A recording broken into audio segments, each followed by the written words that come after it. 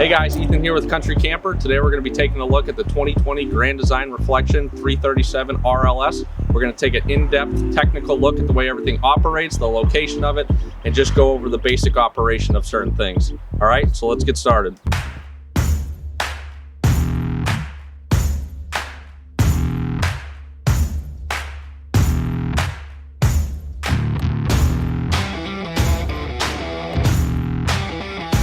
So starting up in the front of the fifth wheel, you're gonna have a light switch right here. So this is gonna be for your front cap light. Up under there, it's more so gonna be an accent light and any kind of helper light at night if you're doing any nighttime hookups.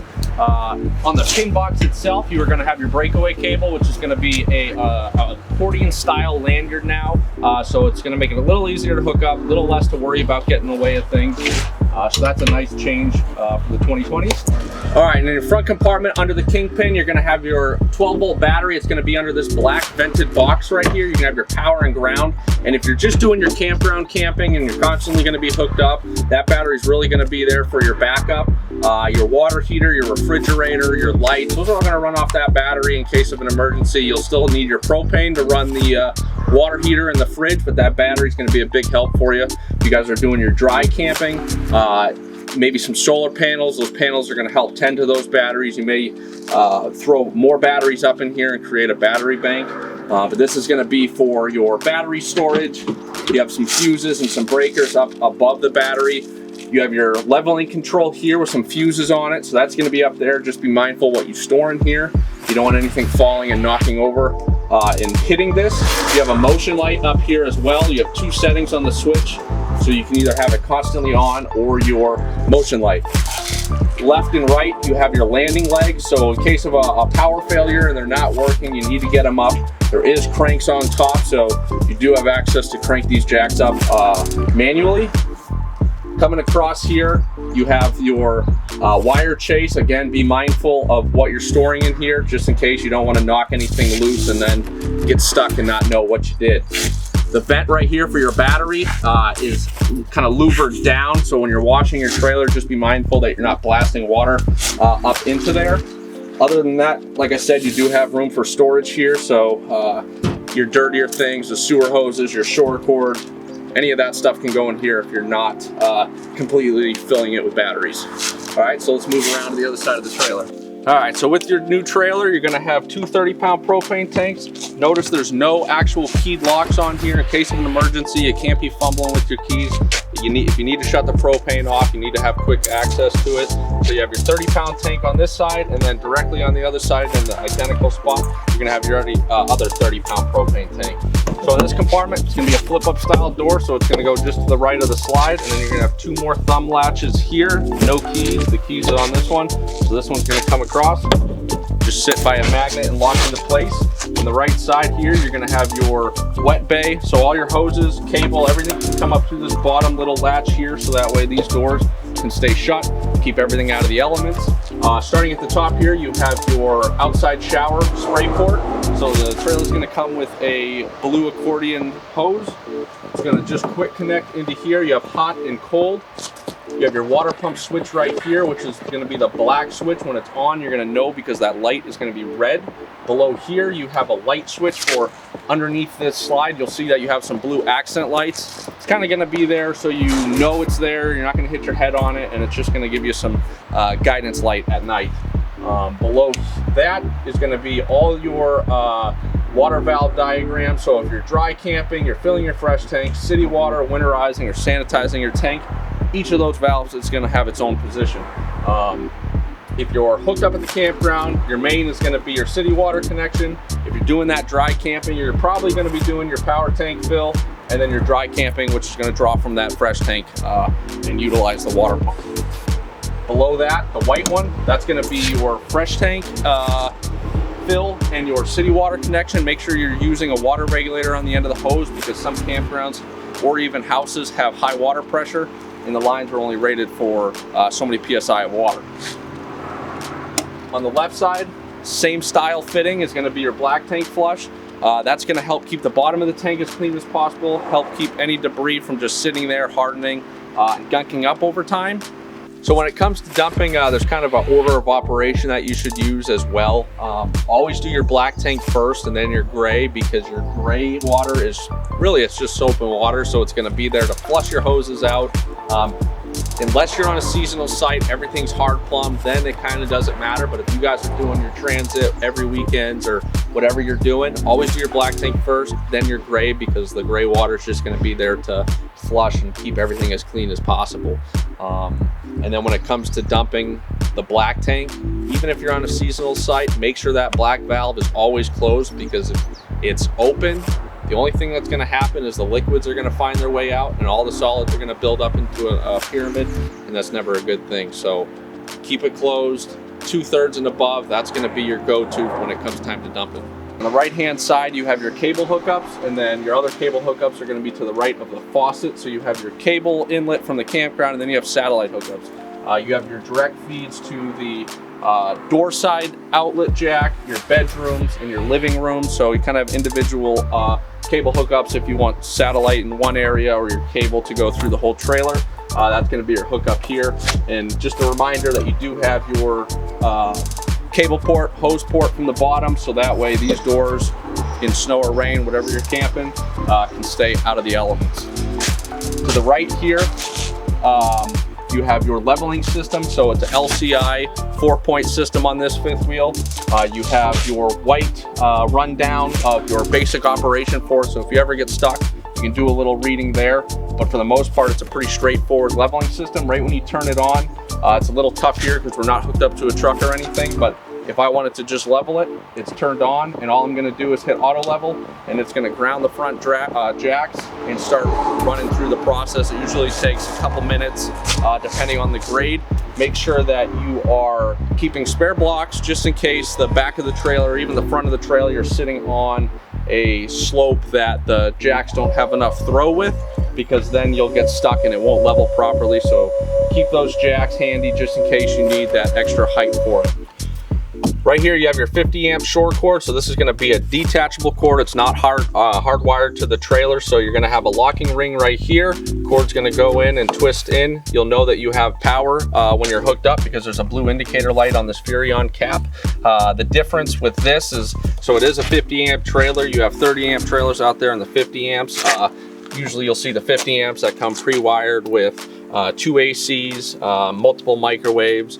So those are the big differences. That's really gonna make it have a 50 or 30 amp shore cord. You have your furnace access port right here. So you got a couple screws holding it in. Really, I don't recommend going in there. Leave that for the dealer or service center. And you have your exhaust and intake right here. So all that hot air is gonna blow out all that exhaust from the burner. So try not to hang out on this side. If you're running it, make sure the cord's kind of away from it, because again, that's flame, so it will present hot exhaust.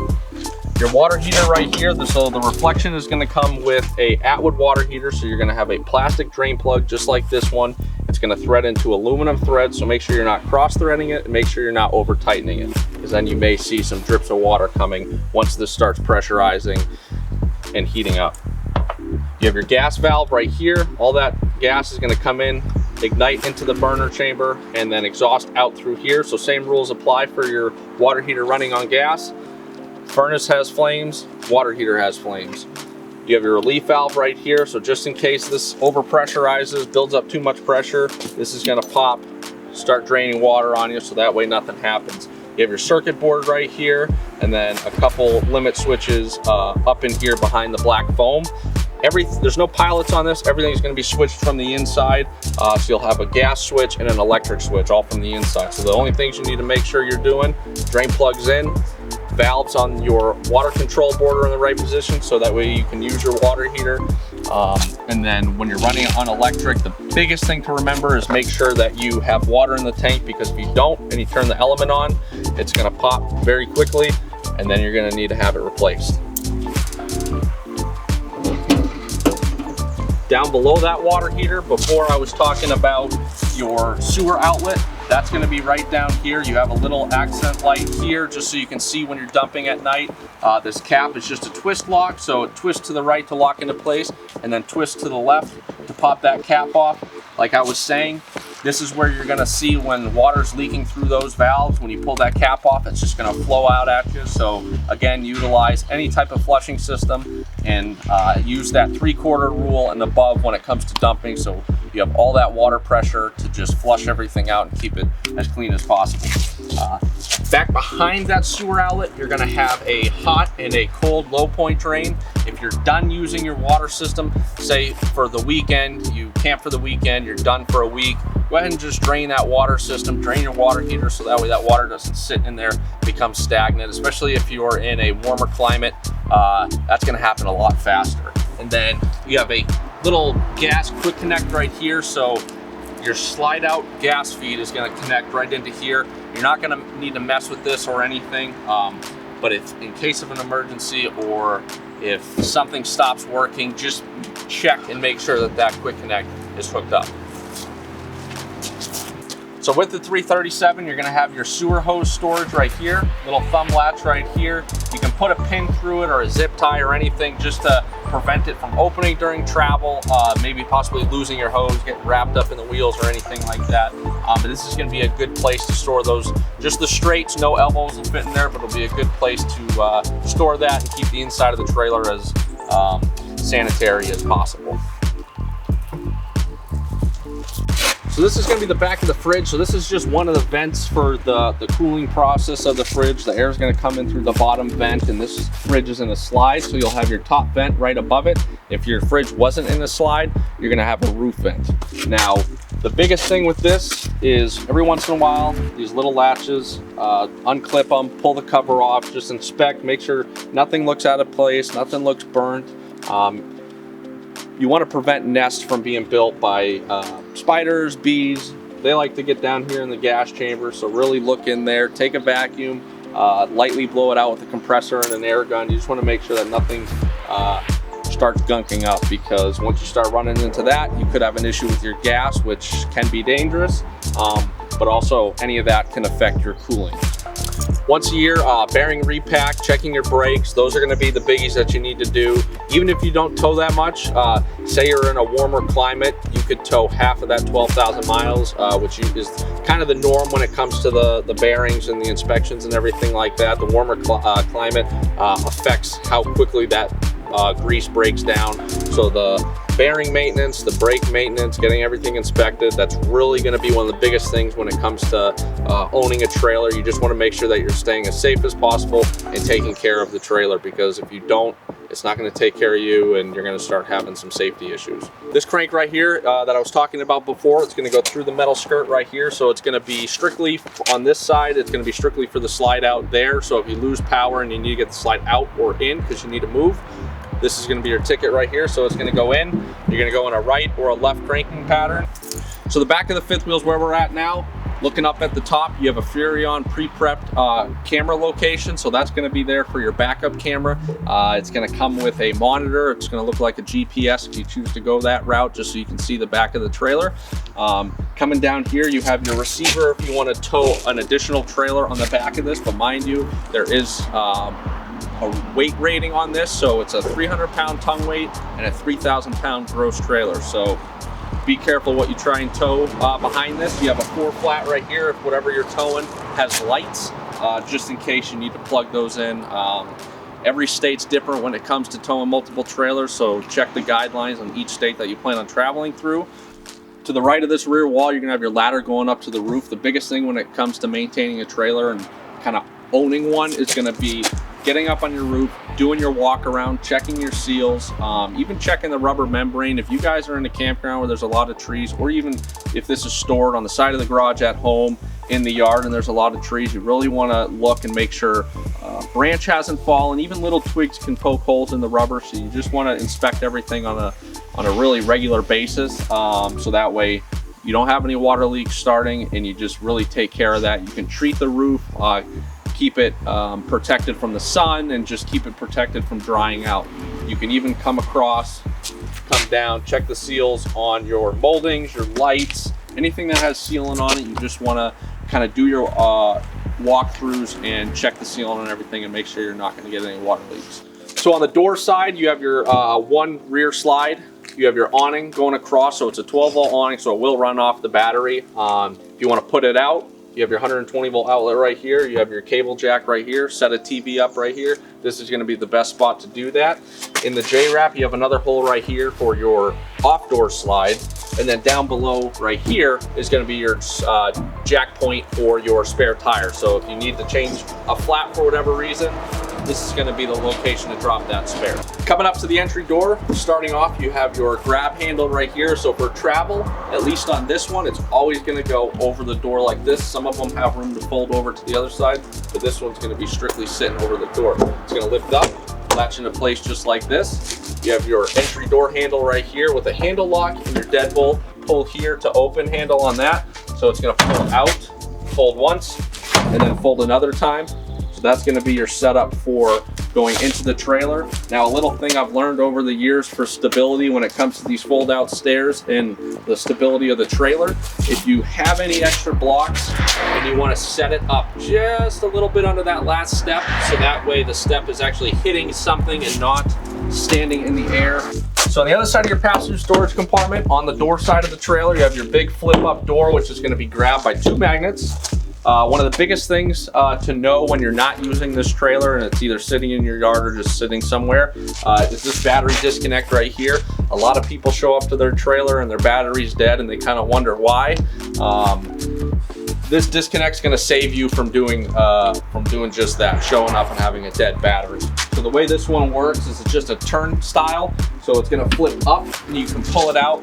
When you see it dangling like that, you know your battery's disconnected. So putting it back in, you're going to go in with it and then twist it into place. Once it's on and you can't pull it out, you know your battery's engaged and you should have your power. On the other side of this compartment right here, you have a 120-volt outlet that you can use. Some people will put a mini fridge in there, charging stations, anything like that you can throw in there. You have a little shelf there, which you'll see, so you can stack something on there. Also in this little cubby here, you have another access port for cables, hoses, anything you want to fit in through there, so that way you can keep your door closed in any of the elements. So another cool feature about this trailer is right below here where my hand is, you have another propane quick connect. So if you have any outside grill you want to hook up or any gas system that you want to use out here, you have a quick connect right here, which will feed off the propane system of the trailer. But be minded that it's a low pressure system, so you're feeding off the propane that's already using that regulator to step it down. So don't buy anything or use anything that has a regulator on it already, otherwise it's not going to work the way it should. So behind this door next to that compartment is your other 30-pound propane tank. So just remember, when you're using this and you know you're running low on one of them, make sure they're both on. And again, for safety reasons, you have no keys to unlock this. They're all just thumb latches. So don't go replacing it, because just in case you get in a bind where you need to get into your propane compartments quick, you don't want to be fumbling with your keys or looking for your keys. To the right of this, you have your awning arm and then your awning going across. So again, it's another patio awning. Any wind, any rain, you really don't want to have these awnings out, because they're there for sun and shade. They're there to protect you from the sun. Any gust of wind can come and do damage to your awning, and then you get stuck with an awning that won't roll in, etc. You just really want to make sure that you're using any wind gusts, any rain, to prevent you from having that awning destroyed. And then below that, you have 2 outside speakers, which you're going to be able to control from your radio on the inside, which we'll go into depth on here in a couple minutes. So starting at the top on the left, you have your monitor panel right here. So this is going to read your water system, but it's also going to read your battery. If you're doing that dry camping and you want to know where your battery levels are, it's going to read out on these 4 LED lights right here. So all you have to do is push these individual buttons and it's going to show you where they're at. So you got your battery, your fresh tank, your black tank, gray 1 and gray 2. To the right of your monitor panel, you're going to have your first main power awning switch right here. So extending that, again, this thing will run off the battery. So all you have to do is push and hold extend, and it's going to go out. It's just a simple rocker switch. And then when you want to retract, when you're ready to pack up, all you're going to do is hold down retract and wait until that awning fabric comes in and the arms kind of fall into place, and you know you're all the way in. This blue light right here is going to show you that it's the ceiling light switch. All these switches are labeled so you'll know what is what. but they're just simple flip up switches. You have tank heaters on this, so once the temps fall below or closer to freezing, you're really going to want to make sure that you put those tank heaters on. The black switch right here is for your water pump, so this is going to draw from that fresh tank right here, which right now is empty, but if you know you're going to use it, you'll fill it, see your levels there. That water pump will run off the battery, so it's going to provide you with any water that is in that fresh tank as if you were at a campground or just hooked up somewhere that has that water supply for you. You have your two water heater switches right here, so you have gas and electric. So gas will work off of 12 volts, your battery, and the electric, you'll need that shore power to allow you to use that. And again, remember to have water in the tank for it to run on electric, otherwise you'll burn that heating element out very quickly. Below your ceiling light switch, you have your awning light. So these are going to be your LED patio lights. So they're long strips of light. And then you have a step light down here. So this is going to be your inside path light to the upstairs, so you can use them for night lights or just even accent lights if you'd like. And then you have your porch light right here to the right of the panel. And then you have your 3 slide out switches right here. Same rules apply as your awning. They're just rocker switches, so as long as you're holding it, it's going to be moving. So your slide 1 is going to be your kitchen slide, slide 2 is going to be your dinette slide, and slide 3 is going to be your bedroom slide. Before you operate any of those, the sticker right here is going to kind of give you a reminder every time, but you really want to make sure there's nothing that has fallen behind the slides and kind of gotten in the way of the slides, because they will damage anything that's in their path. So right when you walk in, you're going to have your sidebar right here in front of you. You're going to have your above counter storage, your below counter storage, which is going to be mostly some drawers. In this black bag, you're going to have all your appliance manuals, your TV manuals, basically the rundown of every little piece that's in this trailer. You're going to have a 12 volt USB charging port here. You're going to have an outlet on the left of the light and on the right of the light, or vice versa. You're going to have 2 light switches. So you're going to have a sidebar light, and then you're going to have your center island light. So that's going to be your overhead light and your overhead light right there. So you're going to have your 4-door Norcold refrigerator. So it's a 2-way fridge. So it's going to run on 120 volts with that heating element in the back, or it's going to run off your propane, but it will need the 12 volts to run that propane system. So to turn it on, you're going to hit on and off. It's going to turn it on, and if you have it on auto, it's going to run off 120 volts if we're hooked up to that. If you want to go through your modes, it's going to display right here AU and then AC. If we hit it again, you're going to see LP. So even though we're hooked up to 120 volts, it's automatically going to run off of propane. So make sure your propane is on if you want it to run on propane. So behind the island, you're going to have your convection microwave right here. So if you don't want to use that oven and you want to do some convection cooking, here's going to be your option. But remember, you got to be hooked up to 120 volts in order for this to operate. Oven isn't going to matter. That's a 12 volt system on this one, so the 120 volts does not matter. To the cabinet to the right of the microwave, you're going to have some storage here, but you're also going to have the microwave plug in there. So if you ever need to unplug it for anything, you're going to unplug it from there. Your cooktop right here is going to be a 3-burner system. So when it comes time to lighting it, make sure the gas is on. You're going to turn it to the blue flame and press down on it, and then you'll end up hitting the igniter. The gas will light. Hold it for a second, and then once that reads that the flame is lit, you can let off and then adjust your burner to whatever height you'd like. For the oven, you have your timer right here on the right, and then the lighting of it is going to be on the left. So door folds down just like that. You get your top cooking shelf right here. When it comes time to lighting the pilot, you're going to take this knob, turn it to the red flame. You'll hear it start to click, and you'll see the temperature inside the oven right there. Once you know the pilot lights, then you can take it and you can kind of light it to, or set it to whatever temperature you know you need to cook for. And then when you're done with it, you can just shut it off and then pack it up and you're all set. To the right of it, you're gonna have 3 pull-out drawers right there. Great for kind of the bulkier things for storage because they're deeper drawers, pots and pans and stuff like that. At the center island, you're gonna have your kitchen faucet here. It's gonna have a pull-down sprayer, so you can either have a steady stream or use it while you're cleaning your dishes. You have a hot and cold adjustment right there at the base. You have your 2 countertop extensions or sink covers there if you don't want to use the sink and you want to utilize more counter space. Just be mindful that those go back where they're supposed to when traveling. Don't leave them out floating around because they will cause damage if they fall. On the right hand side, you have 3 drawers here. You have 2 cabinet drawers below where my legs are, and then on both sides of the island you're going to have 2 outlets, and then your GFI outlet, the reset, is going to be on the left hand side over here, and then below that is going to be your RV LP detector. So that's hardwired to your 12 volt system, so it's not a 9 volt battery like that carbon detector or the smoke detector up in the hallway. That one's going to be hardwired to the 12 volt system, so that way it's always there for you. So to the left of the stove, you have your pantry. It is a great size pantry here with a motion light in the top. So you're gonna have your 4 shelves with a little bit of under storage. So maybe a couple cases of water, some dog food, anything bulky like that. You have your radio/DVD player up in the top here. And then again, below that is gonna be your TV. You have a big pull-out drawer right here. So anything for the entertainment system or really anything you wanna throw in there, you're more than welcome to put in that top drawer. Your fireplace, it's 120 volts, so it doesn't run on gas. Comes with a remote just like this if you want to keep it over in the recliners or in a drawer. It's just going to be a little easier to control the fireplace with the remote as opposed to getting up and hitting all the buttons. In the back of the trailer, you're going to have your overhead cabinet space here, and the switch for those 2 overhead lights is going to be right over there. So you're going to take that switch, flip it on. Again, all the lights in here are 12 volts, so if you're running off the battery, the lights will work. You have your second emergency exit window right here.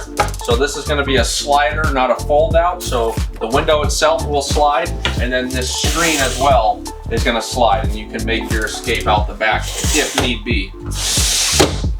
Below that, you're going to have your pull-out sofa right here. So these cushions will need to be removed in order for the couch to fold out. And with that being said, folding it out, that's going to lift up. Those legs are going to fold out just like that, and then come down and make contact with the floor. And then this back piece will slide down just like that. So for your theater seating, you're going to have a couple features on there, which is nice when you're kind of ready to relax. You're going to have a red button to hit, so that's going to be your heat. Your blue light bulb is going to be some blue accent lights, and then your green is going to be a little bit of a massage. So remember, green is massage, blue is light, and red is going to be your heat. Both sides have them, and they're both going to recline. So when you're ready to recline, you're going to sit in them, left-hand side and then right-hand side, and they also will kick back if you really want to relax. You also have remote storage right here, so the fireplace remote, TV remote, the radio/DVD remote, everything can go right in there, and then you have your cup holders. So behind the theater seats, you have your cabinets above, and then you have your horizontal sliding window, and then another vertical sliding window with those 2 tabs that you got to push in, and then each window is going to have its pull-down blind. Over here, you have your dinette, so it's a standing dinette, so no booth style, no table to go into a bed. So you have your 2 chairs there. You're gonna have a bench right here that has storage underneath. So right when you walk in, you're gonna have a cabinet door here, and it's going to have your breakers and your fuses, and to open it, it's just gonna be a simple push style latch and release. So on the left, you have your 120 volt breakers. It's a 50 amp trailer, so your main is right there in the middle, and then everything else is gonna be labeled going down. Same thing with the 12 volt fuses. Make sure you're keeping some spare 15s, and even that 7.5, just in case you don't wanna get stuck somewhere without your lights, or even your refrigerator controls are protected by these fuses, so you just want to make sure you're not stuck somewhere without extra fuses. So up in the bedroom here, you have your front closet, which is prepped for your washer dryer. You can ask your dealer about options for that, or you can continue to use it as closet space. You have your travel latches up at the top for your left and your right sliding closet door. You also have a latch down here and a spot for that to grab as well if you want to keep them fastened. Any type of travel, anything that has latches on it, you really need to make sure that they're latched one way or another, especially something that has glass on it, because they'll break. To the left of this door here, you have your 12 volt USB plugs and your 120 volt outlets there for charging. You know, put your phone on your nightstand, plug into the USB or the outlet, computers, anything like that. That'll be your spot to do that. In the closet, you have another motion light right here, so you have your 1 or 2 settings if you want it constantly on, or if you want it to continue to do motion. So doors open, light will kick on for you. So inside the slide out, you have your 2 vertical sliding windows. They have 2 tabs on the window itself, so you'll push them in and push up in order for the window to go up. And then same thing when you want to bring it down, you're going to push those 2 tabs, your right one and your left one at the same time, and the window will slide down. Your bedroom windows in the slide out and to my left are going to have your pull down shades, and you can kind of set them wherever you'd like. If you want some light, no light. So above the bed you have your right and left reading lights. So these are not going to be motion lights. They're going to be simple on and off. So if someone wants to sleep, someone wants to read or look at a magazine or anything like that, that's going to be your ticket right there. Under your bed, you're going to have 2 helper pistons that are really going to help make it an ease to lift this up, get to your underbed storage. As you can see, there's plenty of storage there, so anything extra you want to bring for the trip, cases of water, extra pillows, extra blankets, that's going to be the spot to do it. Over here at the end of the bed by your dresser, you're going to have all your sliding drawers here. So you have 4 at the bottom and then your 3 uppers. You have your 3 upper cabinet doors right here with storage behind those. You have your emergency exit window right here. So this is just going to latch, lift up, and then go out. It also will lock into place if you want to just get some air flowing through the trailer. Otherwise, you're going to bring it back in, slide it over, and it's going to clip back into place. But if you do, in case of an emergency, need to get out, this red tab here will be the spot to pull on the screen. It's going to pop out, and then you can make your way out of the trailer. Behind me, you're going to have your 120 volt outlet, your cable and satellite jacks right here, and then your TV backer location. So you can either choose to mount the TV here, or if you wanted to, you could set one up on the dresser, but be careful because that will block your emergency exit. So left and right of this inside AC unit, you're going to have your 2 tabs to remove the cover for your return air grill. You'll need a little flathead screwdriver or maybe even a butter knife to kind of pry it down, slide it out. They are reusable, washable, so you can take them down, hit them with the hose, run them under the sink just to keep them clean, because airflow when it comes to these AC units is huge for cooling. So this is your thermostat for your front AC unit. So if I hit that bottom button once, it's going to wake up. If I hit it again, you're going to have your fan on low, fan high, cool high, low, your auto, and then your auto high, and then off. So this is strictly going to be for your front AC unit.